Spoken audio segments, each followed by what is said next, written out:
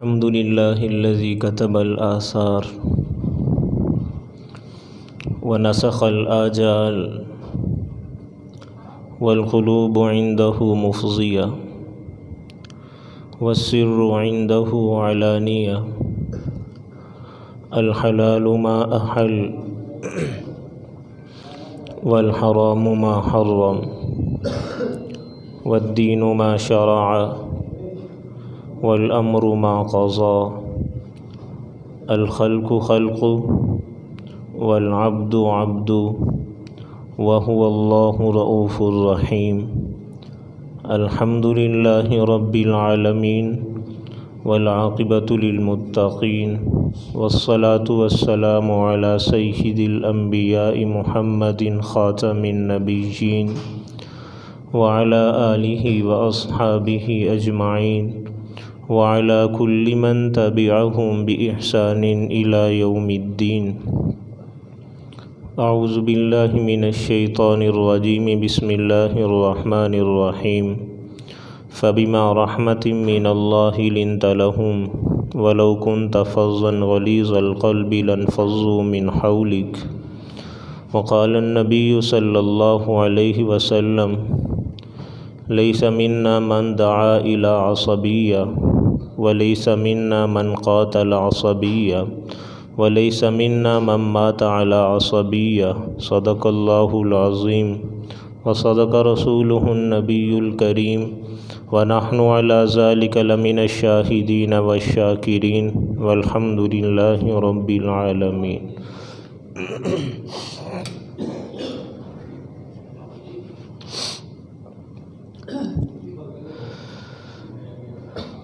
انتہائی واجب الاحترام قابل صد تکریم و تعظیم حضرات سامعین کرام بزرگان دین، چند دن قبل فیصل آباد کے اندر ایک قصہ، ایک واقعہ پیش آیا۔ مسلمانوں اور عیسائیوں کے درمیان جو تصادم ہوا، اس قصے کی وجہ سے اسلام اور مسلمانوں کے بارے میں لوگوں نے جو پروپیگنڈا کیا وہ سب آپ کے سامنے ہے۔ اس کے اصل مجرم کون ہے؟ یہ واقعہ ہوا کیوں؟ اس کے پیچھے کون کون سے کردار ہیں اور کس وجہ سے یہ واقعہ کیا گیا؟ یہ سب باتیں ایک الگ موضوع ہیں۔ آپ جانتے بھی ہیں یا اگر نہیں جانتے تو آپ اس کی تحقیق میں پڑھیں تو آپ جان جائیں گے، لیکن میں آج کی گفتگو کے اندر صرف دو باتیں آپ حضرات کے سامنے رکھنا چاہتا ہوں کہ اسلام اور مسلمانوں کے خلاف جو لوگوں نے پروپیگنڈا کیا، اس کے اندر کہیں نہ کہیں مسلمانوں کی غلطی بھی ہے۔ میں صرف دو باتوں کے اوپر گفتگو کروں گا۔ سب سے پہلی بات کہ ہمارے پاس تحمل نہیں ہے، ہمارے پاس برداشت نہیں ہے، ہمارے پاس سہ جانا نہیں ہے۔ دوسری بات، ہمارے پاس تعلیم نہیں ہے، ہمارے پاس علم نہیں ہے، ہم کسی کے حقوق سے واقف نہیں ہیں۔ یہاں میں اس بات کو تھوڑا سا پھیر کر بیان کروں تو ہم یہ تو جانتے ہیں کہ ہمارے حقوق کیا ہیں، ہم یہ جانتے ہیں کہ ہم مسلمان ہیں، ہمارے حقوق کیا ہیں۔ میں اگر بیٹا ہوں تو میں جانتا ہوں کہ والدین کے اوپر میرے حق کیا ہیں۔ میں اگر پڑوسی ہوں تو میں یہ جانتا ہوں کہ دوسروں کے اوپر کیا لازم ہے کہ وہ میرا خیال رکھیں۔ میں اگر ریاست میں رہنے والا ہوں تو میں یہ جانتا ہوں کہ ریاست کے اوپر میرے کون کون سے حقوق ہیں، لیکن میں یہ نہیں جانتا کہ میرے اوپر ریاست کا کون کون سا حق ہے۔ میں یہ نہیں جانتا کہ میرے جو پڑوسی ہیں ان کے حقوق کیا ہیں۔ میں اگر باپ ہوں تو میں یہ نہیں جانتا کہ میری اولاد کا حق کیا ہے۔ میں یہ تو جانتا ہوں کہ میری اولاد کے اوپر میرے کیا کیا حق ہیں، لیکن میرے اوپر ان کے کون سے حقوق ہیں میں اس سے بالکل بھی واقف نہیں ہوں۔ تو صرف میں دو باتیں آپ حضرات کے سامنے رکھنا چاہوں گا۔ ایک، ہماری قوم اجتماعی طور پر آج تحمل سے خالی ہے، برداشت سے خالی ہے، سہ جانا ہمیں نہیں آتا۔ کسی چیز کو لے لینا، کسی چیز کو پکڑ لینا، پھر اس کے اوپر غور و فکر کرنا، پھر آخر میں جا کر اپنا رد عمل دینا۔ بدقسمتی سے میرا پورے کا پورا معاشرہ اس سے بالکل خالی ہے، اور ہم ایک دوسرے کے حقوق سے واقف نہیں ہیں، ہم ایک دوسرے کے حقوق سے واقف نہیں ہیں۔ یہ دو باتیں اگر آج مسلمانوں کے پاس، اگر اہلیان فیصل آباد کے پاس یہ دو باتیں ہوتی تو اسلام اور مسلمانوں کے خلاف یہ جو ایک منفی میسیج پوری دنیا میں گیا ہے، ہم اس سے بچ جاتے، کیونکہ میڈیا تو پہلے ہی سے یہ چاہتا ہے، مغرب تو پہلے سے یہ سازش کرتا آ رہا ہے، اور اس نے پوری دنیا کے دل و دماغ کے اندر یہ بٹھایا ہوا ہے کہ اسلام اور مسلمان دہشت گرد ہیں، شر پسند ہیں، یہ بڑے سخت ہیں۔ ہمیں چاہیے یہ تھا کہ ہم ایسا ماحول نہ بننے دیتے، اور ہم اس پیغام کو، ہم اس دل و دماغ کے اندر بسنے والی چیزوں کو غلط ثابت کرتے کہ اسلام شر پسند نہیں ہے، اسلام کے اندر اتنا تشدد اور اسلام کے اندر اتنی سختی نہیں ہے۔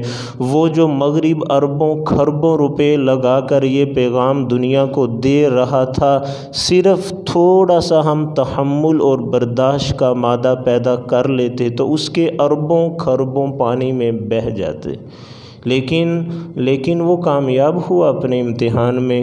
جو اس نے دل و دماغ کے اندر جو میسیج دیا ہوا تھا، جو اسلام اور مسلمانوں کے خلاف زہر بھرا ہوا تھا نا، وہ اس میں 100% کامیاب ہو گیا ہے۔ اور میں ایک بات بڑے دکھ سے کہنا چاہوں گا کہ آج اگر اسلام دنیا کے اندر نہیں پھیل رہا تو اس کی سب سے بڑی وجہ ہم مسلمانوں کے اپنے اخلاق و کردار ہیں۔ ہم اخلاق سے عاری ہیں، ہم کردار سے عاری ہیں۔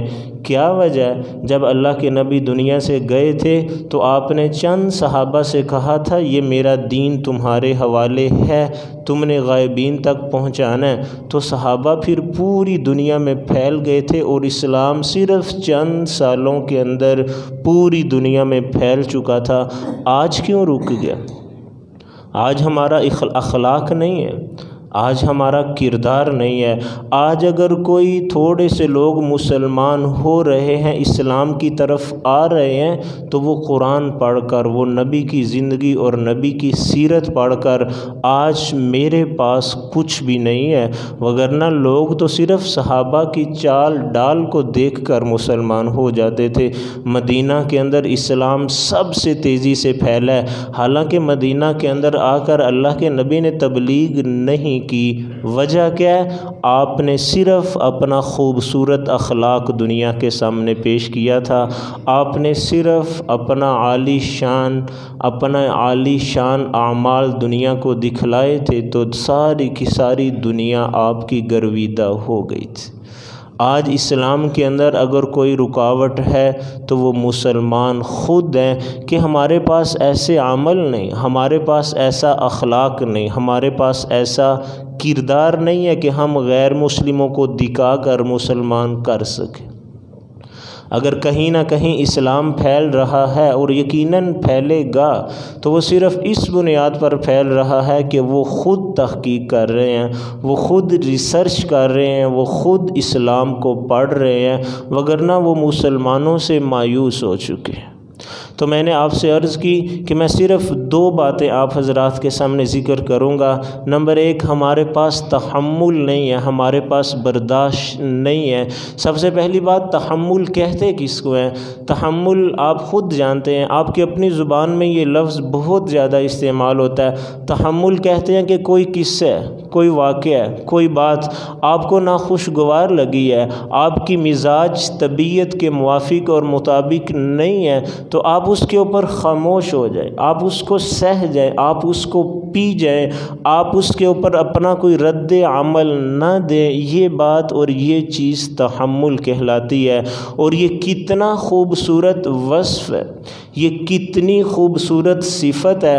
اگر آپ یہ جاننا چاہتے ہیں تو اس کے لیے یہی کافی ہے کہ کائنات کے اندر سب سے بڑی ذات اللہ تعالیٰ کی ہے اور سب سے زیادہ تحمل بھی اللہ ہی کے پاس۔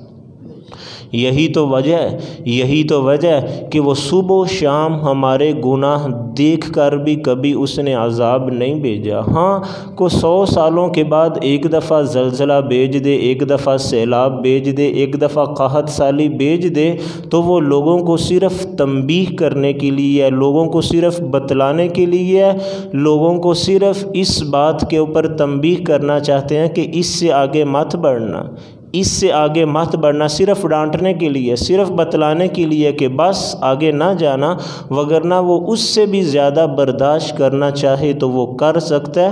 اور قرآن کے اندر اللہ نے بے شمار کئی جگہوں پر اپنی یہ صفت بیان فرمائی ہے، واللہ غنی حلیم، اللہ تعالیٰ بے نیاز بھی ہیں اور بردبار بھی ہیں، واللہ شکور حلیم، اللہ تعالیٰ بڑے قدردان اور بہت بڑے تحمل کے مالک۔ اور اس کے بعد حضرات انبیاء کو بھی اللہ تعالیٰ نے تحمل کی صفت دی ہے۔ حضرت ابراہیم جن کو انبیاء کا باپ کہا جاتا ہے، ان کے بارے میں اللہ تعالیٰ نے فرمایا ان ابراہیم لأواہ حلیم، حضرت ابراہیم بہت بڑے بردبار اور تحمل والے تھے۔ جب حضرت ابراہیم نے بیٹا مانگا نا تو اللہ تعالیٰ نے فرمایا فبشرناہ بغلام حلیم، ہم آپ کو ایک ایسا بیٹا دیں گے وہ بہت بڑے تحمل کا مالک ہوگا، برداشت کرنا اور سہ جانا اس بیٹے کو آتا ہوگا۔ اس سے آپ اندازہ لگائیں کہ برداشت کرنا کتنا خوبصورت وصف ہے۔ یہی وجہ ہے تمام انبیاء نے بچپن کے اندر بکریاں چرائی ہیں، یہ تو آپ نے سنا ہوگا، لیکن وجہ کیا ہے؟ حضرات انبیاء نے بکریاں چرائی ہیں، اس کی وجہ کیا ہے؟ محدثین نے بڑی خوبصورت بات لکھی ہے، وہ فرماتے ہیں کہ اصل کے اندر بکریوں کی طبیعت کے اندر شرارت ہوتی ہے، وہ بھاگتی ہیں، وہ گھومتی ہیں، ادھر سے پکڑو گے ادھر چلی جائیں گی، ادھر سے منع کرو گے ادھر چلی جائیں گی، ادھر آؤ گے وہ ادھر سے، وہ بار بار آپ کو تنگ کریں گی، آپ کو بگائیں گی، جس کی وجہ سے طبیعت کے اندر غصہ پیدا ہوگا، جس کی وجہ سے طبیعت میں انتقام کا جذبہ ابھرے گا۔ لیکن پھر جب آپ اپنے غصے کو کنٹرول کریں گے نا تو آپ میں تحمل پیدا ہوگا۔ یہی وجہ اللہ تعالیٰ نے تمام انبیاء کو بچپن کے اندر بکریاں دی ہیں کہ بچپن کے اندر ہی ان کو سہ جانا، ان کو برداشت کرنا اور ان کو معاف کرنا آ جائے۔ تمام انبیاء سے کہا کہ بکریاں چرانی ہیں، کیونکہ وہ باز نہیں آتی، وہ رکتی نہیں ہیں، وہ سانس نہیں لیتی، بار بار وہ آدمی کو، وہ مالک کو، وہ چرواہے کو تنگ کرتی ہیں۔ جب تنگ کریں گی آپ کے اندر غصہ آئے گا، آپ کے اندر انتقام کا جذبہ ابھرے گا۔ پھر جب آپ ان دونوں چیزوں کو کنٹرول کریں گے تو آپ کے اندر تحمل اور برداشت آئے گا، اور یہ ایسا وصف ہے کہ آپ کو بہت آگے لے جائے گا۔ اور ایک اور بڑی خوبصورت حدیث آپ نے ارشاد فرمایا، نبوت کے دنیا کے اندر 24 جز اور 24 حصے ہیں، ان میں سے ایک جز، ان میں سے ایک حصہ تحمل اور برداشت ہے۔ جس کو اللہ نے تحمل دے دیا، جس کو اللہ نے برداشت دے دی، گویا کہ دنیا کے اندر اس کو نبوت کا 24واں حصہ مل گیا۔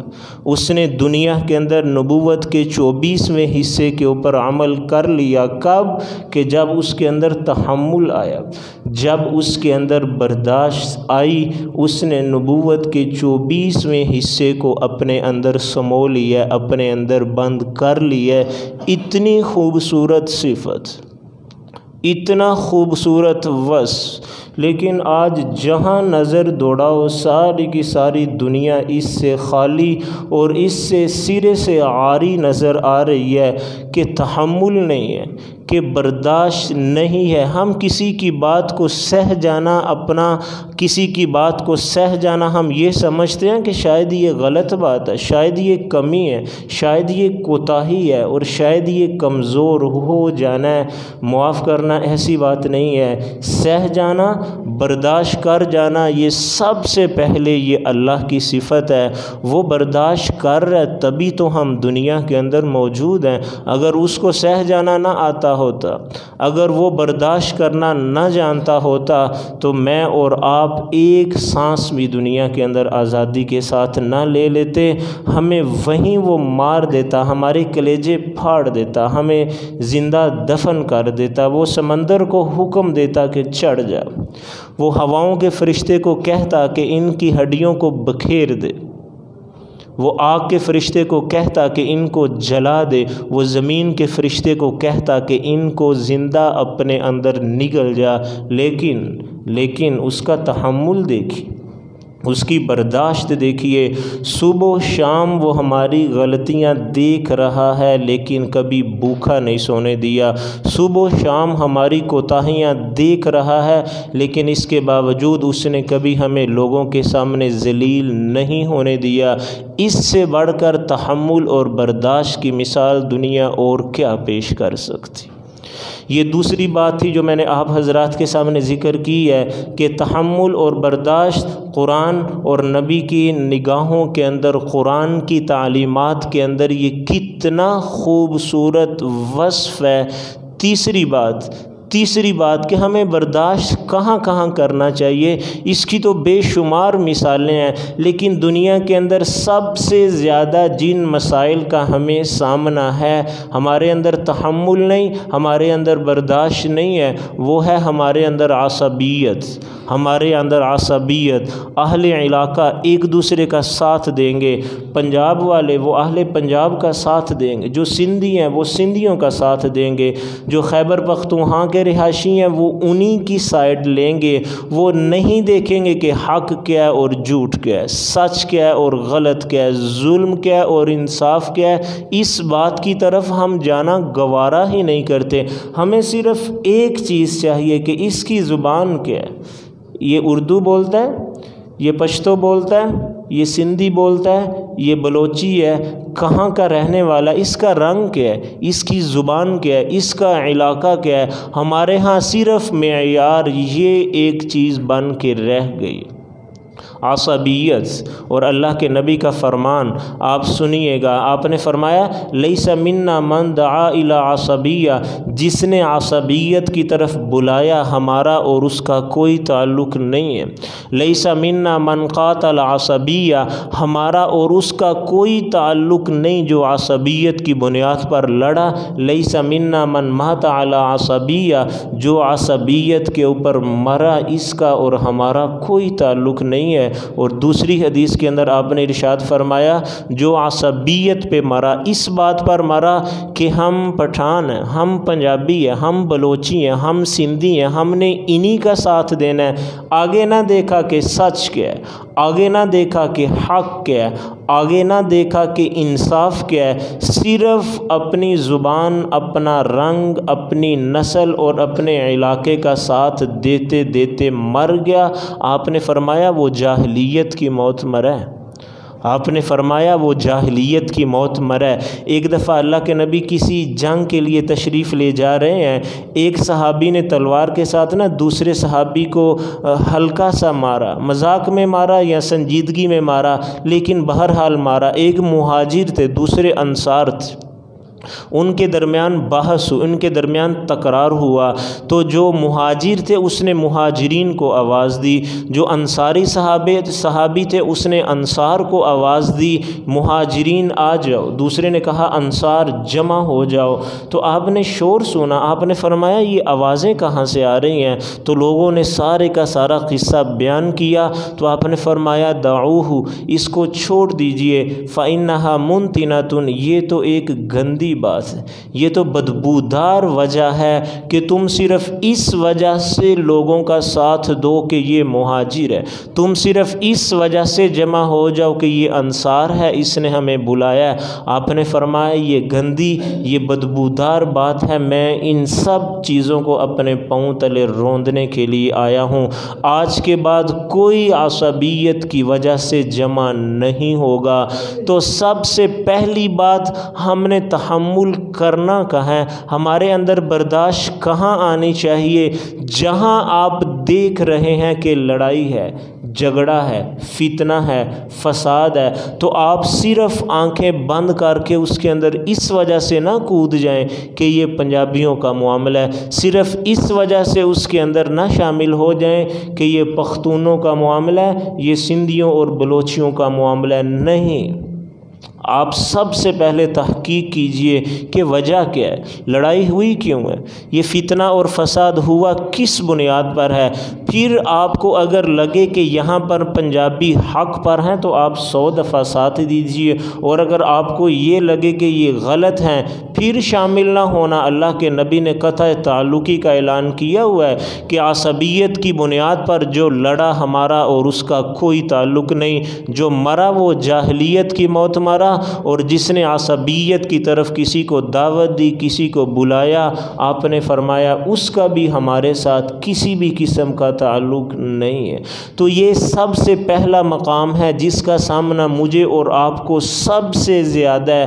آپ کہیں بھی زبان، رنگ، نسل، علاقہ اس کو دیکھ کر مت کودنا، سب سے پہلے اپنے آپ کو کنارے پر رکھنا، اور اگر آپ یہ سمجھو کہ کنارے پر بیٹھنے سے گزارا نہیں ہے تو آپ تحقیق کیجئے، آپ اس بات کا پیچھا کیجئے، پھر آپ کو جو صحیح لگے پھر آپ اس کی پیروی کیجئے۔ یہ سب سے پہلی بات تھی۔ دوسری بات، تحمل اور برداشت کہاں ہونا چاہیے؟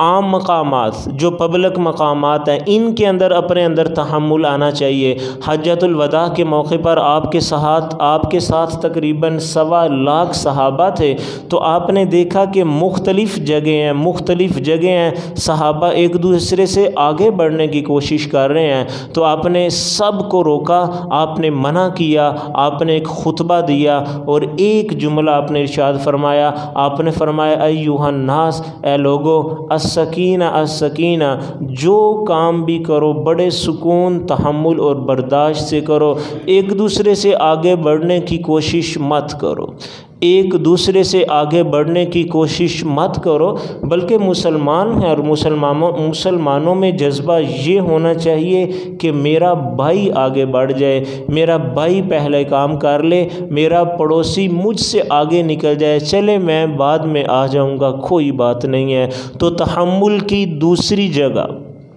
تحمل کا دوسرا موقع کہ آپ کو عام مقامات پر جہاں پر عموماً لوگوں کا ہجوم اور رش زیادہ ہوتا ہے، آپ یہاں پر اپنے اندر تحمل اور اپنے اندر برداشت پیدا کیجئے۔ اور ایک تیسری وجہ، ایک تیسرا مقام، ایک تیسری جگہ جس کا سامنا میرے معاشرے کو بہت زیادہ ہے، وہ ہے ہمارا خاندان، کنبہ، قبیلہ۔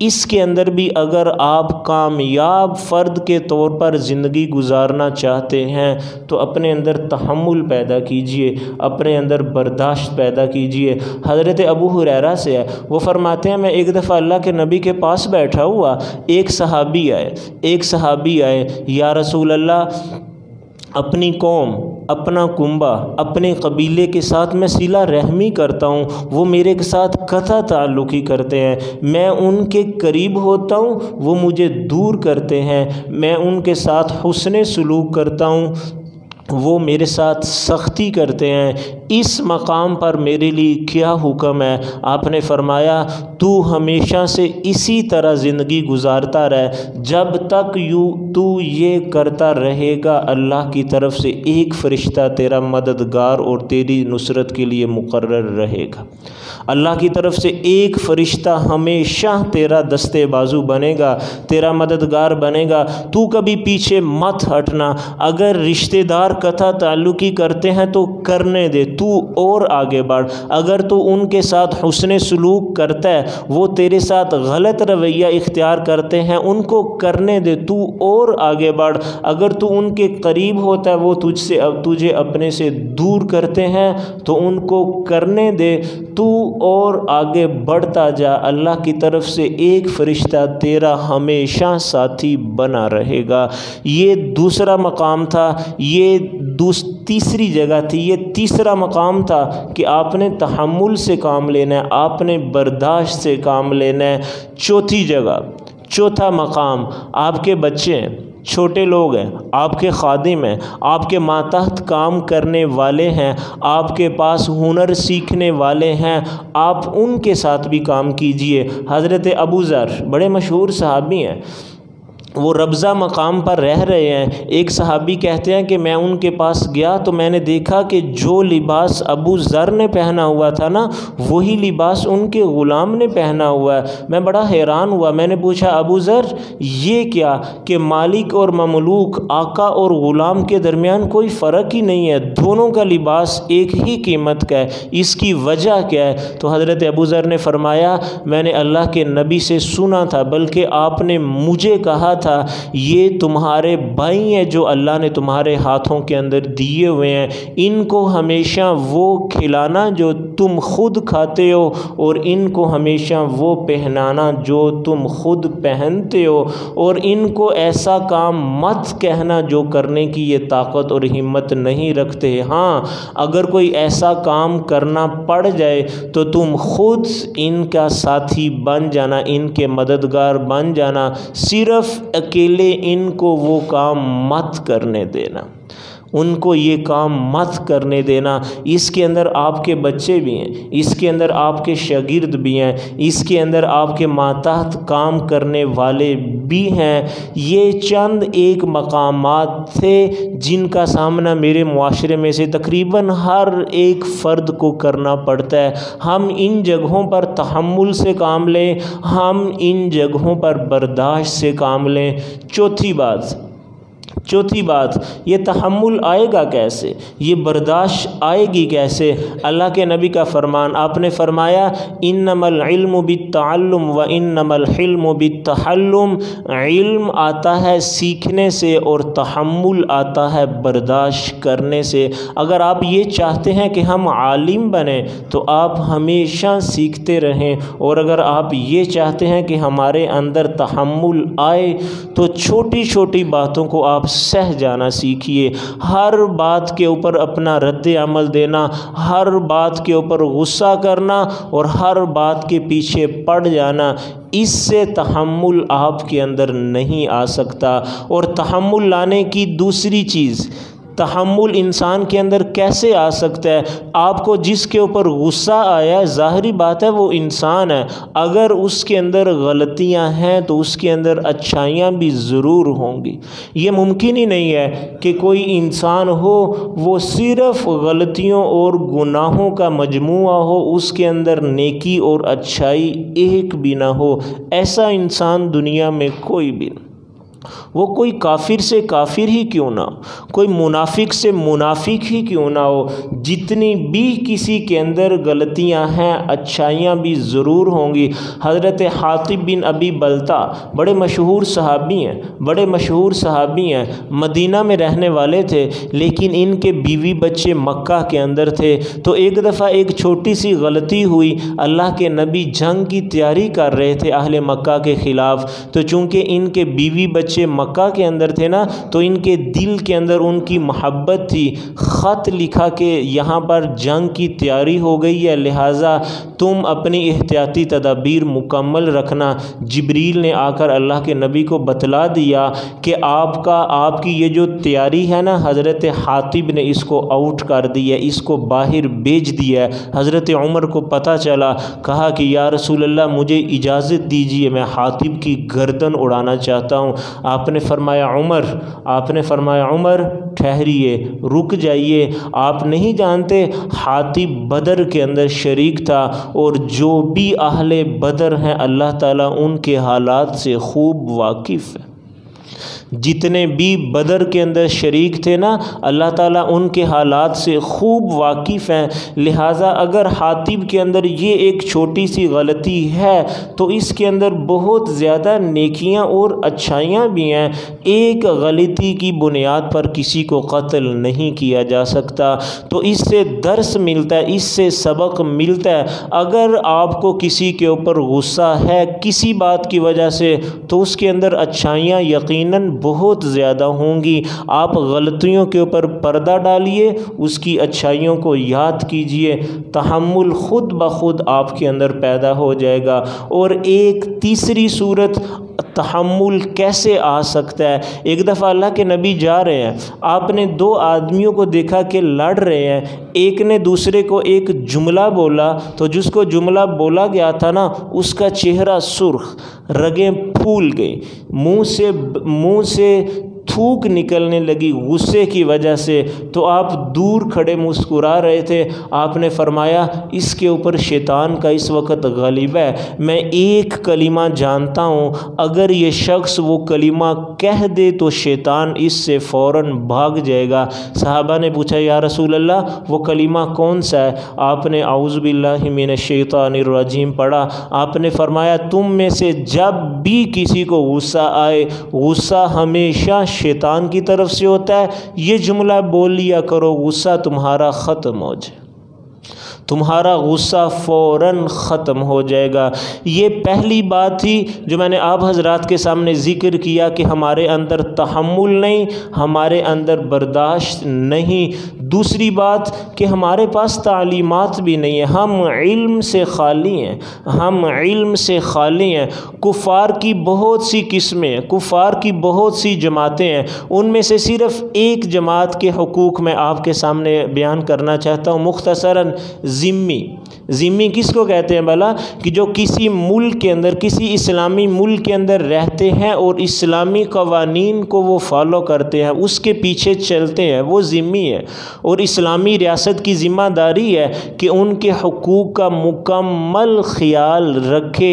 ان کو شریعت کی اصطلاح کے اندر اہل ذمہ کہا جاتا ہے۔ ان کے حقوق کتنے سخت ہیں بھلا، صرف حضرت عمر کی شہادت کو آپ دیکھ لیجئے۔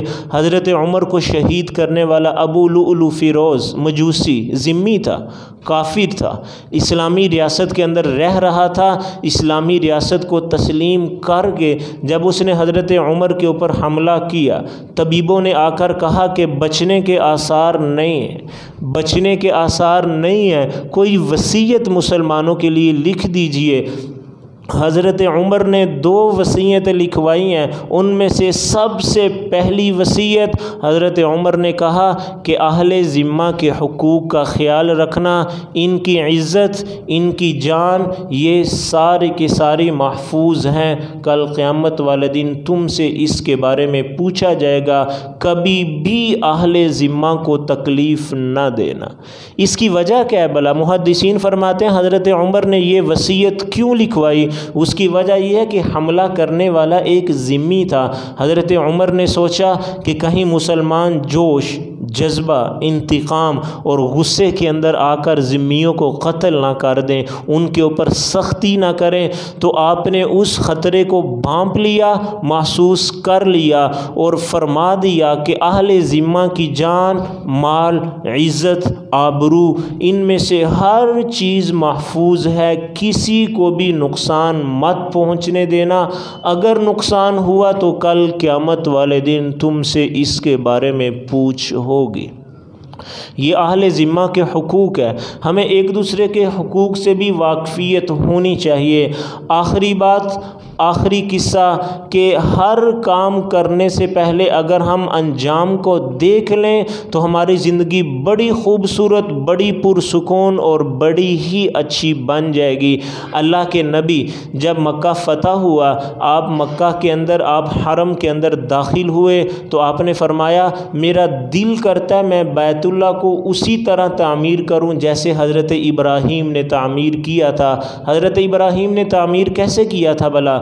دروازے 2 تھے، حتیم بیت اللہ کے اندر شامل تھا، وہ جو 7 چھوٹی سی باؤنڈری ہے چھوٹی سی جگہ کے اوپر، اور دروازے 2 تھے اور دروازہ بالکل زمین اور فرش کے ساتھ تھا۔ تو آپ نے فرمایا میرا دل کرتا ہے میں بیت اللہ کو اسی طرز پر تعمیر کرواؤں جیسے حضرت ابراہیم نے کیا تھا، لیکن میں یہ کام نہیں کروں گا۔ کیوں؟ آپ نے فرمایا یہ قریش نئے نئے مسلمان ہوئے ہیں، اگر میں نے بیت اللہ کو گرا دیا تو ان کے دل کے اندر آئے گا کہ ہم قریشیوں کی بنائی ہوئی تعمیر کو گرا دیا گیا ہے، ان کے مرتد ہو جانے کا خطرہ ہے، اندیشہ ہے، لہٰذا میں بیت اللہ کو اسی طرز اسی تعمیر کے اوپر باقی رکھوں گا۔ اللہ کے نبی کی خواہش تھی، لیکن آپ نے انجام کو دیکھ کر اپنی خواہش کو چھوڑ دیا کہ اب میں بیت اللہ کو نہیں گراؤں گا، جیسے قریشیوں نے بنایا ہے اسی تعمیر کے اوپر یہ بیت اللہ اب ہمیشہ کے لیے باقی رہے گا۔ ہر کام کرنے سے پہلے اگر ہم اس کے انجام کو دیکھ لیں، اگر ہم اس کے اوپر آنے والے رد عمل کو دیکھ لیں تو ہماری زندگی بڑی خوبصورت بن سکتی ہے۔ اس پیش آنے والے قصے اور واقعہ کے اندر اگر صرف مسلمان اس ریاکشن کو دیکھ لیتے، اس کے رد عمل اور بعد میں آنے والے حالات کو دیکھ لیتے، تو کبھی بھی ان کی طرف سے یہ شدت اور سختی کا سامنا نہ کرنا پڑتا۔ لیکن یہ سارا کچھ ہوا ہے، اس کی وجہ کیا ہے؟ میں نے 2 وجہ آپ حضرات کے سامنے بیان کی ہیں۔ ایک، ہمارے پاس تحمل نہیں ہے، نمبر 2، ہمارے پاس علم نہیں ہے۔ اپنے اندر تحمل بھی پیدا کیجئے، اپنے پاس علم بھی رکھیے، پھر اس طرح کے واقعات کبھی بھی مسلمانوں کی طرف سے سامنے نہیں آئیں گے۔ اللہ تعالیٰ سے دعا ہے اللہ تعالیٰ عمل کرنے کی توفیق عطا فرمائے۔